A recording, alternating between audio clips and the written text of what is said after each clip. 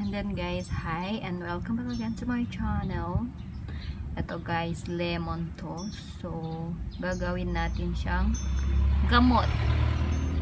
Yes guys, tama po inyong narinig. Gagawin natin siyang gamot. Alam niyo ba kung paano ko ito ginawa? Ang ginawa ko dito, hinugasan ko siya ng kumukulong tubig.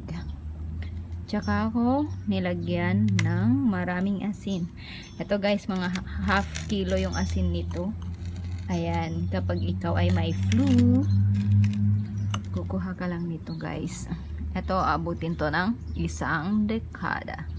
Kukuha ka ng ano niya, ng lemon o yung sabaw niya. Ayan, ay.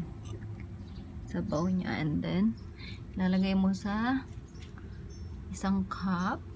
Then, lagyan mo ng mainit na tubig. Pwede mo rin siya lagyan ng honey and